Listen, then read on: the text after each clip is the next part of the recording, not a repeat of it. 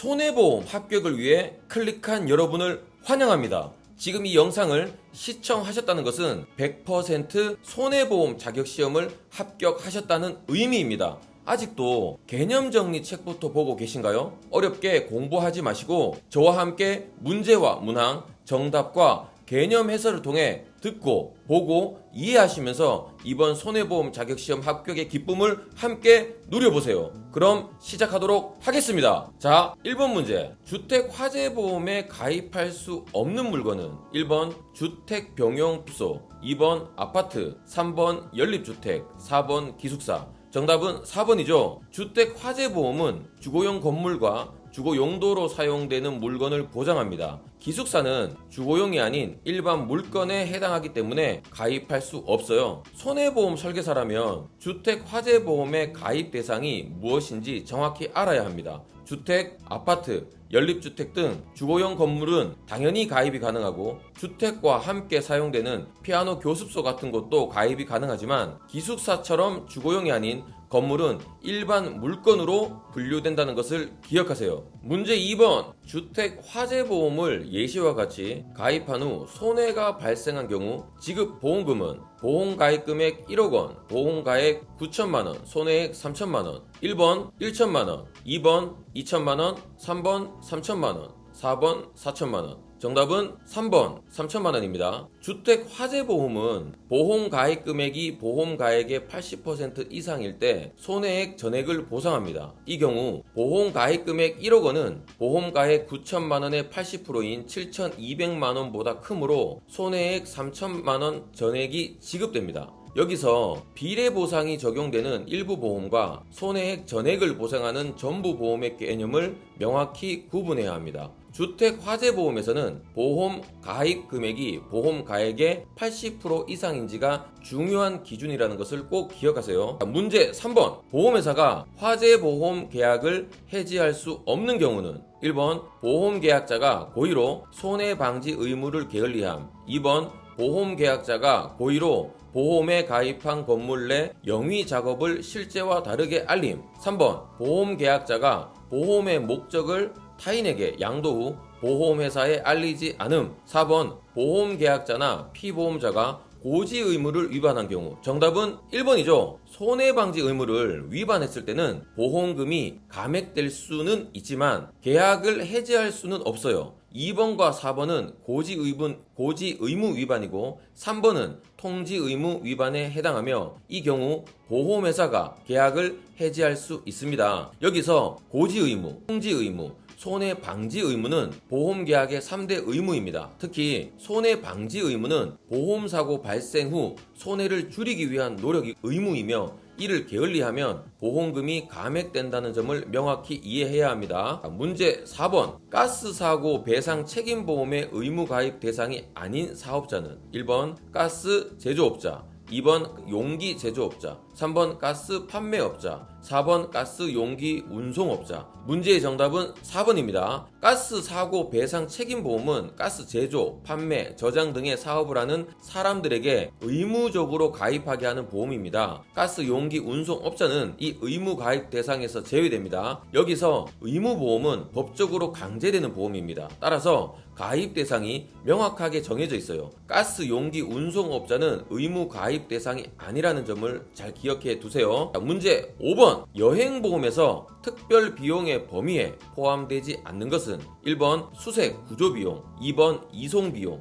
3번 휴대품 구입 비용, 4번 구원자 숙박비. 정답은 3번이죠. 여행보험의 특별비용은 예상치 못한 사고로 인한 비용을 보장하는 항목입니다. 수색구조비, 이송비, 구원자 숙박비 등이 포함되지만 휴대품 구입 비용은 보상하지 않아요. 여기서 여행보험은 해외여행 중 예상치 못한 사고를 대비하기 위한 중요한 상품이에요. 고객에게 휴대품 구입 비용은 보장되지 않는다는 점을 명확히 설명해 주는 것이 좋은 설계사의 자세이겠죠. 자, 문제 6번. 장기 손해보험에 대한 설명 중 틀린 것은 1번 금리 연동형의 경우 만기 환급금은 계약 시 예상 금액보다 많거나 적어질 수 있다. 2번 장기 손해보험의 부가보험료는 특별 개정에 의해 운용된다. 3번 보험과는 달리 자동보험 및 보험계약 대출 제도가 있다. 4번 보험료 납입 방법 및 납입 주기가 다양하다. 정답은 2번이죠. 장기 손해보험의 부가보험료는 특별 계정이 아닌 일반 계정에서 운용됩니다. 특별 계정은 주로 변액보험의 보험료가 운용되는 곳이죠. 여기서 장기 손해보험은 일반 손해보험과 달리 보험료를 저축보험료와 부가보험료로 나눕니다. 이들이 각각 일반 계정과 특별 계정 중 어디에서 운용되는지 구분하는 것이 중요하죠. 이 부분은 헷갈리기 쉬우니 정확히 외워두세요. 문제 7번 장기 손해보험에서 보험료 납입 최고에 대한 설명으로 틀린 것은 1번 납입 최고 기간 내에 발생한 보험사고는 보상을 받을 수 있지만 납입 최고 기간 이후에 발생한 보험사고는 보상받을 수 없다. 2번 상법 제650조에서는 보험료 연체를 이유로 보험회사가 보험계약을 해지하기에 앞서 최고할 것을 규정하고 있다. 3번 최고는 타인에게 일정한 행위를 할 것을 요구하는 통지를 말한다. 4번 보험회사는 납입 최고를 하지 않고 보험료 연체를 이유로 계약을 해지할 수는 없으나 일부 보장을 제외한 것은 가능하다. 정답은 4번이죠. 보험회사는 최고 절차를 거치지 않고는 계약을 해지하거나 보장을 제한할 수 없습니다. 최고 독촉 절차를 반드시 거쳐야만 계약을 해지할 수 있어요. 여기서 고객이 보험료를 연체했을 때 바로 계약이 해지되는 것이 아니라는 점을 알려줘야 합니다.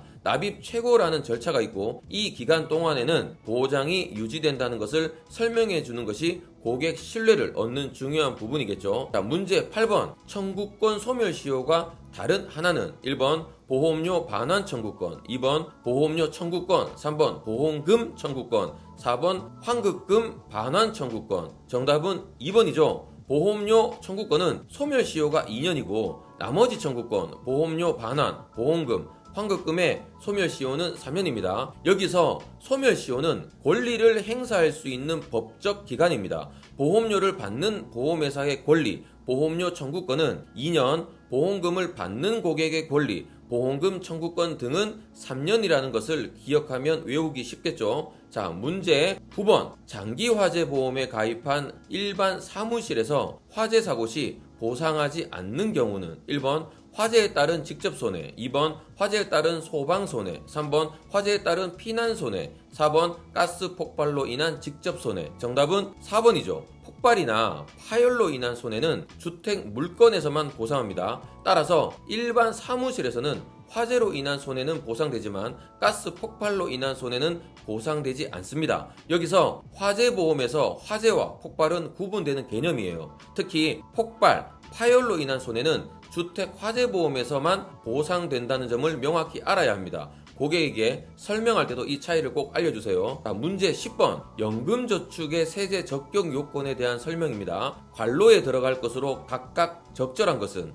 연금저축 관로 이상 불입하고 관로 이후부터 연금으로 지급받는 저축일 것. 1번 3년 만 50세, 2번 5년 만 55세, 3번 10년 만 60세, 4번 15년 만 65세. 정답은 2번이죠. 연금저축의 세제 적용 요건은 5년 이상 납입하고 만 55세 이후 연금으로 수령하는 것입니다. 여기서 연금저축은 세제 혜택이 주어지는 중요한 노후 대비 수단입니다. 고객에게 세제 혜택의 조건을 설명할 때 이 5년 납입 만 55세 수령 요건을 정확히 전달하는 것이 중요하겠죠. 문제 11번 연금저축의 종합소득 합산과제 기준은 1번 연금계좌에서 인출하는 금액이 공적연금과 합산하여 연간 1,500만원을 초과하는 경우, 2번 연금계좌에서 인출하는 연간 연금 수령 금액이 100만원을 초과하는 경우, 3번 연금계좌에서 인출하는 금액이 소득공제를 받지 못하는 금액을 포함하여 1,500만원을 초과하는 경우, 4번 연금계좌에서 인출하는 연간 연금 외 수령 금액이 1,500만원을 초과하는 경우. 정답은 2번이죠. 연금계좌에서 받는 연금 수령액이 연간 1,500만원을 초과하면 다른 소득과 합산하여 종합과세되거나 16.5%로 분리과세될 수 있습니다. 여기서 연금소득에 대한 세금 규정은 복잡하고 자주 바뀔 수 있어요. 고객의 은퇴 후 소득을 설계할 때 이 1,500만원 기준을 염두에 두고 상담하는 것이 중요합니다. 자, 문제 12번 퇴직연금제도의 근거 법률은 1번 조세특례제한법, 2번 보험업법, 3번 퇴직급여보장법, 4번 소득세법. 정답은 3번이죠. 퇴직연금제도는 근로자의 안정적인 노후를 위해 근로자 퇴직급여법을 근거로 하고 있습니다. 법률의 명칭을 정확히 아는 것이 중요해요. 퇴직연금은 근로자 퇴직급여를 보장하기 위한 제도라는 점을 떠올리면 근로자 퇴직급여 보장법이라는 이름을 쉽게 연관 지을 수 있을 거예요. 자, 문제 13번. 민법과 자동차 손해배상보장법과의 관계에 대한 설명 중 맞는 것은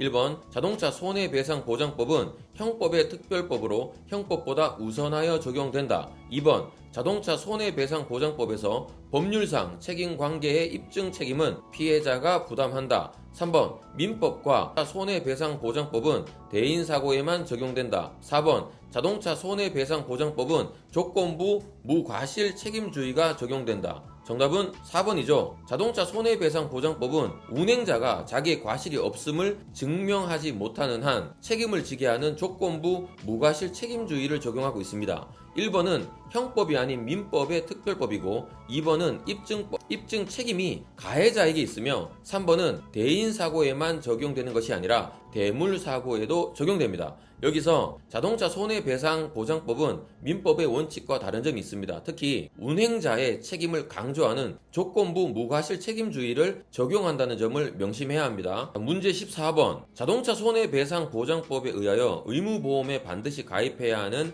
자동차에 해당하는 것은 1번 도로가 아닌 장소에 하나여 운행하는 자동차, 2번 건설기계관리법에 의한 구종건설기계, 3번 대한민국에 주류하는 국제연합군대가 보유하는 자동차, 4번 국토교통부 장관이 지정한 외국인 소유의 자동차. 정답은 2번이죠. 자동차 손해배상보장법상 의무보험 가입 대상에는 자동차 관리법에 의한 자동차와 함께 구종의 기계가 포함됩니다. 여기서 의무보험 가입 대상을 정확히 아는 것이 중요한데요. 자동차뿐만 아니라 특정 건설기계도 의무보험 가입 대상이라는 점을 꼭 기억해 두세요. 자, 문제 15번. 자동차 보험 차종 구분에 화물 자동차에 해당되지 않는 것은 1번 벌크 트럭, 2번 탱크 로리, 3번 덤프 트럭, 4번 살수 자동차. 정답은 3번이죠. 덤프 트럭은 의무보험에 가입해야 하는 건설기계에 속합니다. 벌크 트럭, 탱크 로리, 살수 자동차는 모두 화물 자동차에 해당하죠. 여기서 자동차 보험의 차종 구분은 보험료 산출의 기본입니다. 덤프 트럭처럼 건설기계로 분류되는 차량이 있다는 것을 알아두면 고객에게 더 정확한 정보를 제공할 수 있습니다. 문제 16번. 자동차 보험 대인 배상에서 부상보험금 보상 내용에 해당하지 않는 것은 1번 손해, 기타 손해배상금, 2번 상실 수익액, 가정간호비, 3번 간병비, 구조수색비, 4번 입원료, 응급치료비. 정답은 2번이죠. 상실 수익액과 가정간호비는 부상이 아닌 후유장애가 발생했을 때 보상하는 항목입니다. 여기서 자동차 보험 대인 배상에서 부상과 후유장애에 대한 보상 항목을 구분하는 것이 매우 중요합니다. 고객에게 어떤 상황에서 어떤 보상을 받는지 명확히 설명해 줄 수 있어야 합니다. 자, 문제 17번. 자동차 사고 과실 비율 분쟁 심의위원회에 대한 설명 중 틀린 것은 1번 위원회는 재판에 불복하는 과실 분쟁권을 심의 조정한다. 2번 위원회는 보험사 간 협정과 금융위 인가에 의거 설립되었다. 3번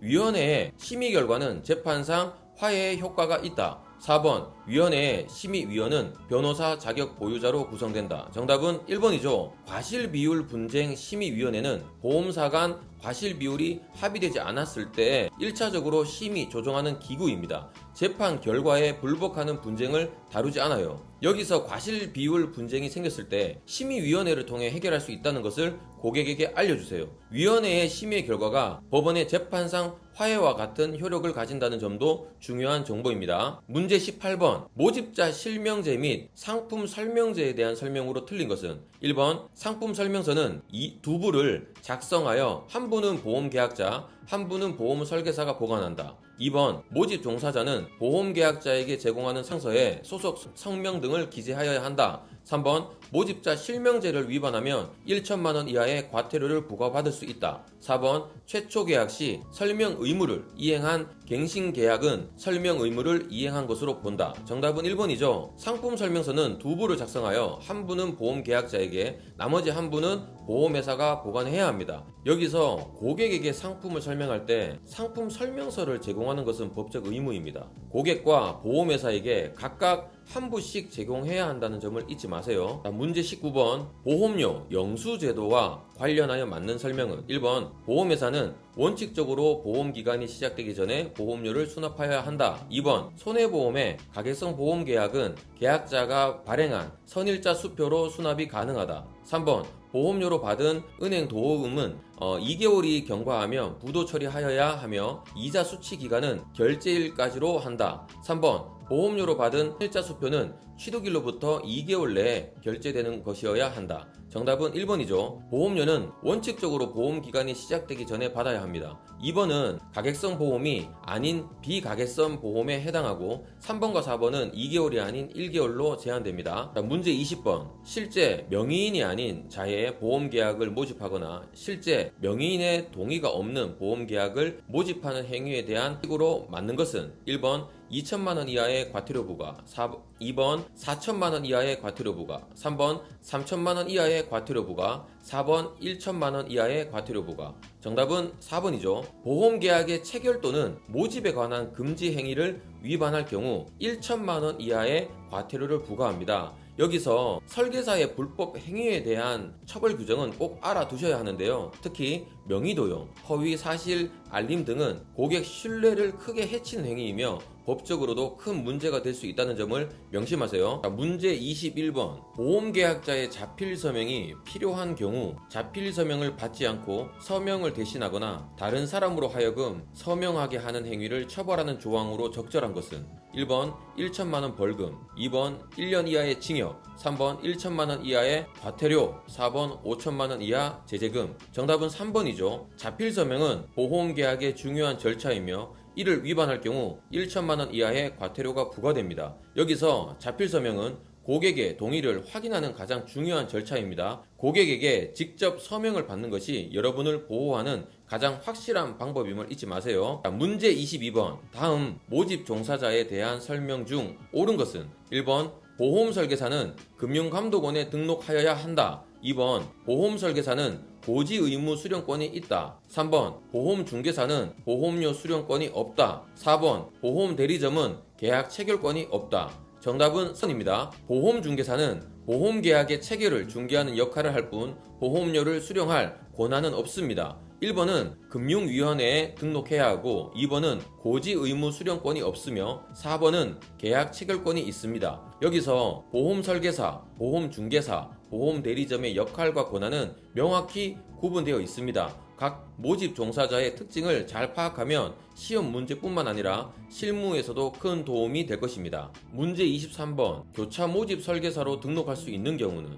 1번 B보험대리점 소속 손해보험설계사가 B보험대리점 생명보험설계사로 겸하고자 하는 경우, 2번 B보험대리점 소속 손해보험설계사가 Z보험대리점 생명보험설계사로 겸하고자 하는 경우, 3번 A 손해보험사 설계사가 손해보험사 설계사로 등록하고자 하는 경우, 4번 Z 생명보험사 설계사가 손해보험사 설계사로 등록하고자 하는 경우. 정답은 4번이죠. 모집은 다른 업종의 보험회사 상품을 판매하는 것을 의미합니다. 따라서 생명보험사 소속 설계사가 손해보험사 상품을 판매하거나 그 반대의 경우에 가능합니다. 문제 24번 손해보험대리점 업무 폐지 절차로 맞는 것은 1번 개인 대리점의 경우 보험회사를 통해서만 업무 폐지가 가능하다. 2번 보험회사와 계약 해지가 안 된 경우라도 보험협회에 업무 폐지를 신청할 경우 자동으로 계약이 해지된다. 3번 직접 업무 폐지의 경우 계약 체결 보험회사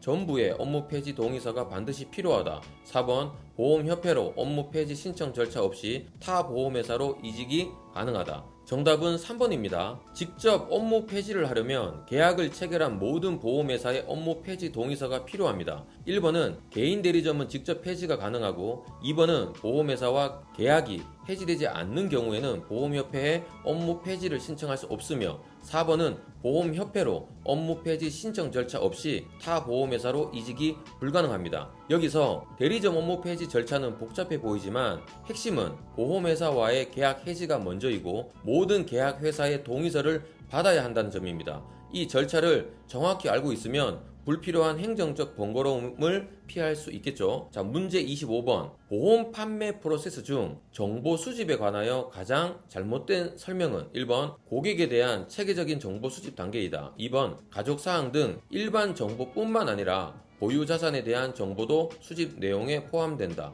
3번 보험에 대한 니즈 외에도 관심사나 인생 목표 등도 수집한다. 4번 상품에 대한 설명과 가입을 권유한 후에 정보 수집을 하는 것이 효과적이다. 정답은 4번이죠. 고객의 니즈를 파악하기 위해서는 상품을 설명하기 전에 충분한 정보를 수집해야 합니다. 정보 수집 없이 상품을 권유하는 것은 고객에게 맞지 않는 상품을 제시할 위험이 높습니다. 문제 26번. 실손 보상의 원칙을 바르게 설명한 것은 1번 보험회사가 납부받은 보험료로 보험금을 지급하는데 과부족이 없어야 한다는 원칙. 2번 보험회사의 순보험료 총액은 지급보험금의 총액과 일치하여야 한다는 원칙. 3번 보험사고 시 보험가입 금액의 한도 내에서 실제 발생한 손해액을 보상한다는 원칙. 4번 보험가액에 대한 보험가입 금액의 비율로 보상한다는 원칙. 정답은 3번이죠. 실손보상은 실제 발생한 손해액만큼만 보상한다는 손해보험의 기본 원칙입니다. 1번은 급부, 반대 급부 균 등의 원칙, 2번은 수지상등의 원칙, 4번은 비례보상의 원칙입니다. 여기서 실손은 실제 손해를 의미합니다. 이 개념만 정확히 이해하면 관련된 문제들은 쉽게 풀 수 있어요. 보험의 기본 원리를 잘 아는 것이 여러분의 실력을 한 단계 올려줄 겁니다. 문제 27번. 보험의 분류 중 보험 기간과 구간에 대한 설명으로 맞는 것은 1번 장기보험은 통상 5년 이상 20년 이하의 장기간을 보장한다. 2번 적하보험은 기간보험이나 운송보험은 구간보험이다. 3번 건설공사 보험은 기간과 구간이 혼합되어 있는 보험이다. 4번 단기보험은 1년 이하 보험으로 만기 시 환급금을 지급하는 것이 특징이다. 정답은 3번이죠. 공사보험은 공사 기간 동안 기간과 공사 현장에서 구간 발생하는 위험을 함께 보장하는 혼합보험입니다. 1번은 3년 이상, 2번은 모두 구간보험이며 4번은 소멸성 보험입니다. 여기서 보험의 종류는 다양하고 복잡합니다. 기간과 구간의 개념을 명확히 구분하고 대표적인 예시들을 기억해 주세요. 자, 문제 28번. 보험 사기에 대한 설명 중 맞는 것은 1번 보험 사기 방지 특별법은 2016년 시행되었다. 2번 보험금 지급 요건이 되는 사고 등을 고의로 조작하여 보험금을 편취하는 보험 사기를 연성 사기라고 한다. 3번 보험 사고 발생 시 보험금 청구액을 부당하게 과장 확대하는 보험 사기라고 한다. 4번 보험 사기로 인한 이득액이 3억 원 이상이 되면 특정 경제 범죄 가중 처벌법에 의해 처벌된다. 정답은 1번입니다. 보험 사기 방지 특별법은 2016년 9월 30일부터 시행되었고요. 2번은 경성 사기, 3번은 연성 사기에 대한 설명입니다. 4번은 이득액이 5억 원 이상일 때 가중 처벌됩니다. 자, 문제 29번. 다음 도로교통법 내용 가운데 틀린 것은 1번 2022년부터 보도와 차도 구분이 없는 도로에서 보행자가 도로의 전 부분으로 통행이 가능하다. 2번 어린이 보호구역 내에 주정차는 법으로 금지하고 있다. 3번 난폭 운전 시 구속될 수 있다. 4번 뒷좌석 안전띠는 일반 도로에서는 착용하지 않아도 문제 없다. 정답은 4번이죠. 모든 도로에서 운전자는 물론 탑승자 전원이 안전띠를 착용해야 합니다. 뒷좌석 안전띠 착용은 의무화되어 있습니다. 자, 문제 30번. 손해보험 계약의 주요 요소에 관한 설명 중 틀린 것은 1번 보험계약자는 보험계약의 당사자로서 보험료 납입 의무가 발생한다. 2번 고지의 시기는 보험계약이 성립하기 전까지이다. 3번 고지 의무를 이행해야 하는 자는 보험계약자, 피보험자, 보험수익자이다. 4번 고지 의무 위반이 있는 경우에 보험회사는 계약을 해지할 수 있다. 정답은 3번입니다. 고지 의무는 보험계약자 또는 피보험자가 이행해야 하며 보험수익자는 고지 의무 대상자가 아닙니다. 여기서 고지 의무는 보험계약의 중요한 의무 중 하나입니다. 고객에게 고지 의무의 중요성을 설명하고 정확하게 이행할 수 있도록 도와주는 것이 여러분의 역할입니다. 문제 31번. 보험사고의 요건에 대한 설명으로 틀린 것은 1번 보험사고는 우연한 것이어야 한다. 2번 보험사고는 발생 가능한 것이어야 한다. 3번 보험사고는 일정한 목적에 대하여 일정한 기간 내에 발생한 사고이다. 4번 보험사고에 불법에 의한 사고도 포함된다. 정답은 4번이죠. 보험사고는 불법적인 사고를 포함하지 않습니다. 보험사고의 적법성 요건을 갖춰야 합니다. 여기서 보험사고는 우연성, 외래성, 급격성, 그리고 적법성의 요건을 갖춰야 합니다. 특히 불법성이 있는 사고는 보상되지 않는다는 점을 명확히 기억해 두세요. 문제 32번. 보험계약에 대한 설명으로 틀린 것은 1번 보험회사의 책임이 시작되어 끝날 때까지의 기간을 보험기간이라 한다. 2번 보험료를 납입한 시점에서 보험료 납입 기간이 종료되는 기간을 보험료 기간이라 한다. 3번 보험계약이 유효하게 성립되어 소멸할 때까지의 기간을 보험계약 기간이라 한다. 4번 기간이 보험기간보다 일찍 시작하는 보험을 예정보험이라 한다. 정답은 2번이죠. 보험료 납입기간은 보험료를 납입하는 기간 자체를 의미하며 보험료 납입이 끝나는 시점은 아닙니다. 여기서 보험기간, 보험료 납입기간, 보험계약기간의 개념은 헷갈리기 쉽습니다. 각각의 의미를 정확히 이해하고 구분하는 연습을 하세요. 문제 33번. 보험 목적의 양도에 대한 설명으로 틀린 것은 1번 선박과 자동차 보험은 보험회사의 동의가 있어야 보험계약상 권리 의무가 승계된다. 2번 보험 목적이 양도된 때에는 보험계약상의 권리 의무가 양수인에게 승계되는 것으로 추정한다. 3번 보험 목적의 양도는 물권적 양도이어야 한다. 4번 보험 목적은 동산, 부동산 등의 물건이며 이 밖에 유체 및 무체 재산은 포함되지 않는다. 정답은 4번입니다. 목적의 양도에는 동산, 부동산뿐만 아니라 특허권, 상표권 같은 무체 재산도 포함됩니다. 여기서 보험의 목적물은 눈에 보이는 유체물뿐만 아니라 눈에 보이지 않는 무체 재산도 될 수 있다는 것을 알아야 합니다. 보험의 보장 범위가 생각보다 넓다는 것을 깨닫게 될 것입니다. 자, 문제 34번. 제3보험에 속하는 보험 종목에 해당하는 것은 1번 일상생활 중 과실로 인해 제3자의 재물손해를 배상하는 보험. 2번 은행 대출 시 대출금 상환을 보증하는 신용보증보험. 3번 질병으로 입원하여 치료 중 입원 의료비를 보상하는 보험. 4번 화재로 인한 타인의 주택 내 재물손해를 보상하는 보험. 정답은 3번이죠. 제3보험은 질병, 상해, 간병 등을 보장하는 보험입니다. 1번, 2번, 4번은 모두 손해보험의 영역에 속하죠. 여기서 제3보험은 생명보험과 손해보험의 회색지대, 그레이존으로 불립니다. 질병, 상해, 간병 등 사람의 신체와 관련된 위험을 보장한다는 특징을 기억하면 쉽게 구분할 수 있습니다. 자, 문제 35번. 다음 중 제3보험에 대한 설명으로 맞는 것은 1번 화재로 인한 상해뿐만 아니라 배상 책임 손해를 보장하는 제3보험 상품이 있다. 2번 제3보험 중 대표적으로 피해보상을 적용하는 것에 사망 후유 장애 담보가 있다. 3번 제3보험 상품은 실손보상 방식과 정액보상 방식으로 만들 수 있다. 4번 손해보험과 생명보험의 성격을 모두 갖지 못하여 그레이존이라고도 한다. 정답은 3번이죠. 제3보험은 실제 손해액을 보상하는 실손보상 방식과 미리 정해진 금액을 지급하는 정액보상 방식을 모두 사용합니다.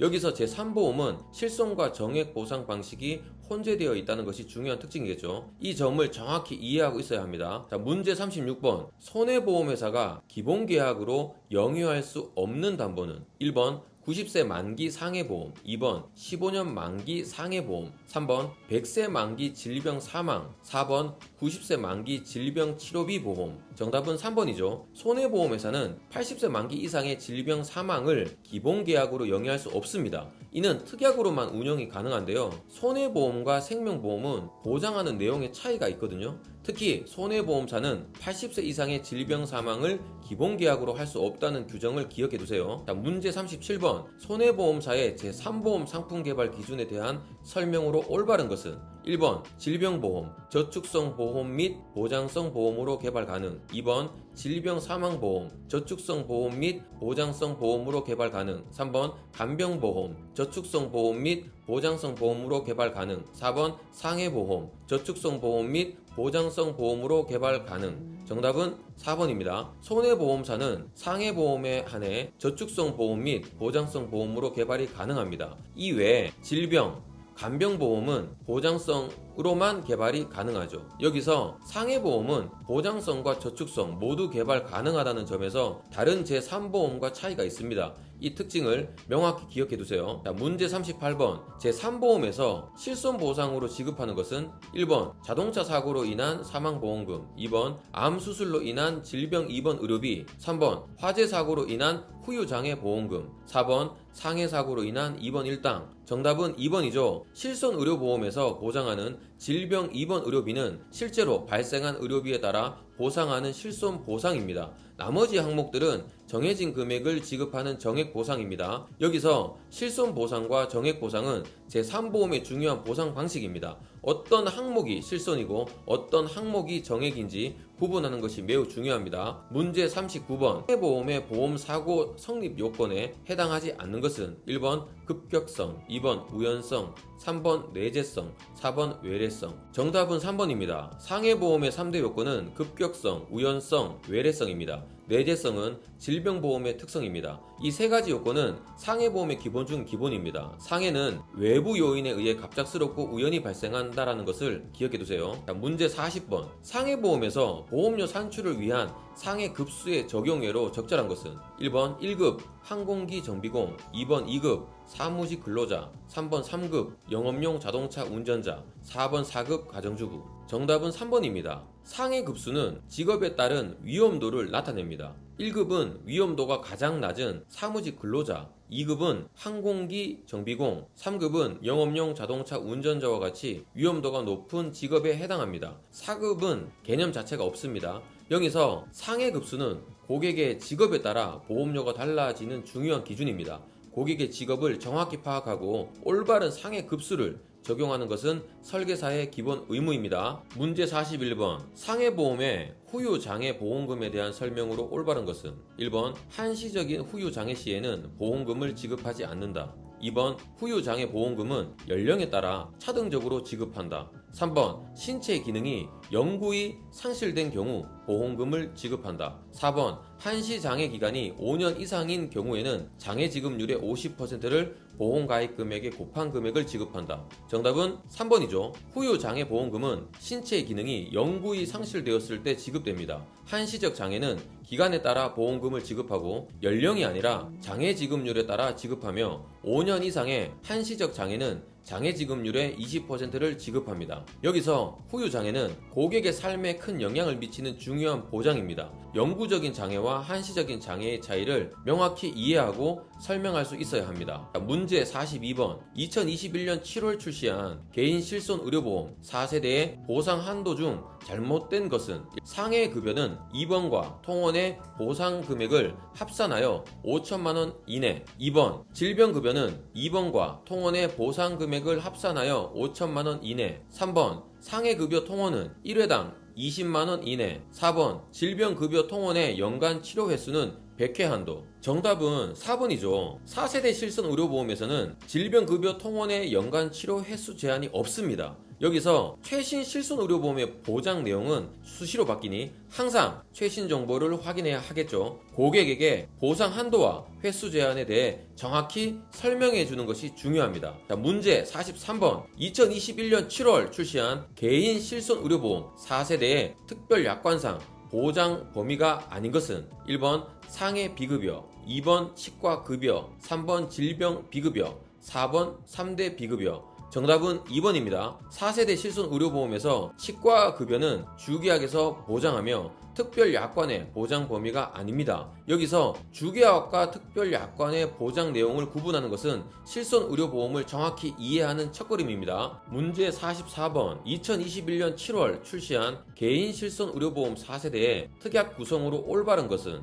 1번 상해 비급여, 질병 비급여, 5대 비급여, 2번 상해 2번, 질병 통원 3대 비급여, 3번 상해 급여, 질병 급여, 5대 비급여, 4번 상해 비급여, 질병 비급여, 3대 비급여. 정답은 4번이죠. 4세대 실손 의료보험의 특별 약관은 상해 비급여, 질병 비급여, 그리고 3대 비급여로 구성됩니다. 여기서 4세대 실손의료보험의 특약 구성은 자주 출제되는 문제입니다. 이 세 가지 특별 약관을 정확히 외워두세요. 문제 45번 대중교통 이용 중 상해보험에서 보상하지 않는 사고는 1번 지하철 탑승 중 발생한 사고, 2번 고속버스 탑승 중 발생한 사고, 3번 마을버스 탑승 중 발생한 사고, 4번 렌트카 탑승 중 발생한 사고. 정답은 4번이죠. 대중교통 이용 중 상해보험에서 보상하는 대중교통은 정기적인 운행 노선과 요금을 갖는 교통수단을 의미합니다. 렌트카는 이에 해당하지 않습니다. 여기서 대중교통 이용 중 상해를 보상하는 담보는 고객에게 매력적인 보상인데요. 어떤 교통수단이 대중교통에 포함되는지 명확히 알고 있어야 합니다. 문제 46번 단체 상해보험에서 단체의 종류가 바르게 연결된 것은 1번 1종단체 법정단체, 2번 2종단체 급여단체, 3번 3종단체 규약단체, 4번 4종단체 특별단체. 정답은 3번입니다. 단체 보험의 단체 종류는 1종 규약단체, 2종 법정단체, 3종 급여단체로 분류됩니다. 4종 단체는 없습니다. 여기서 단체 보험은 일반 보험과 다른 특징을 가집니다. 특히 단체 종류에 따라 가입 방식이 다르다는 점을 꼭 알아두세요. 문제 47번 다음 중 노후 실손의료보험과 유병력자 실손의료보험의 설명으로 맞는 것은 1번 노후 실손의료보험과 유병력자 실손의료보험은 15년 후 재가입하는 구조이다. 2번 노후 실손의료보험과 유병력자 실손의료보험은 입원 의료비, 상해 통원 의료비, 질병 입원 의료비, 질병 통원 의료비로 나누어 보상한다. 3번 노후 실손의료보험과 유병력자 실손의료보험의 보험료는 1년마다 갱신된다. 4번 노후 실손의료보험과 유병력자 실손의료보험은 통원 의료비에서 외래 처방 조제도 보장한다. 정답은 3번이죠. 노후 실손과 유병력자 실손은 모두 1년마다 보험료가 갱신됩니다. 1번은 재가입 주기가 3년이고 2번은 유병력자 실손에 대한 설명이고요. 4번은 유병력자 실손은 처방 조제를 보상하지 않습니다. 여기서 유병력자 실손이나 노후 실손은 일반 실손보험과 다른 특징을 가지고 있거든요. 갱신 주기 보장 내용 등을 정확히 이해하고 고객에게 설명할 수 있어야 합니다. 문제 48번 손해보험사의 질병사망 보장에 대한 설명으로 맞는 것은 1번 보험금액의 한도는 개인당 2억 원 이내이다. 2번 보통약관 주기약으로 운용 가능하다. 3번 보험 만기는 80세 이하로 운영할 수 있다. 4번 보장성 보험으로만 운용할 수 있다. 정답은 4번입니다. 손해보험사의 질병사망 보장은 보장성 보험으로만 운용할 수 있습니다. 1번은 상품당이 아닌 개인당 한도이며 2번은 특별약관으로만 운영 가능하고 3번은 80세 이하로 운영해야 합니다. 여기서 손해보험사가 제공하는 질병사망보장은 생명보험사의 그것과 다릅니다. 보장성 보험으로만 판매된다는 점과 함께 보험금액 한도, 운영 방식 등을 정확히 기억하세요. 문제 49번 2021년 7월 출시한 개인 실손의료보험 4세대의 특별약관, 비급여 실손의료비 보험료 차등 구간 중 잘못된 것은 1번 3단계 할증 100만원 이상 150만원 미만 할증률 100%, 2번 2단계 유지 영원 초과 100만원 미만, 3번 1단계 할인, 4번 4단계 할증 150만원 이상 300만원 미만 할증률 500%. 정답은 4번입니다. 4단계의 할증률은 500%가 아닌 200%입니다. 여기서 비급여 실손 의료비는 보험료가 차등 적용됩니다. 각 단계별 할증률을 정확히 아는 것이 중요하죠. 자, 문제 5번 중증 치매 상태로 인하여 항상 보호자가 필요한 경우에 소요되는 비용을 보상하는 보험에 해당하는 것은 1번 암보험, 2번 소득보상보험, 3번 실손의료보험, 4번 장기간병보험. 정답은 4번이죠. 장기간병보험은 중증 치매와 같이 장기간 간병이 필요한 상태에 대한 비용을 보상하는 보험입니다. 여기서 장기간병보험은 고령화 사회에서 더욱 중요해지고 있는 상품이거든요. 장기 요양 상태에 대한 비용을 보장하는 보험이라는 점을 명확히 이해하고 고객에게 제안을 할 수 있어야 합니다. 자, 이번 손해보험 자격시험 기출문제 해설은 어떠셨나요? 각 문제의 정답을 맞추는 것도 중요하지만 왜 답이고 왜 오답인지 해설을 통해 핵심 포인트를 정확하게 이해하는 것이 더 중요합니다. 이 자료를 통해 개념을 확실히 정리하고 자신감을 가지고 시험에 임하세요. 여러분의 성공적인 합격을 응원합니다. 화이팅!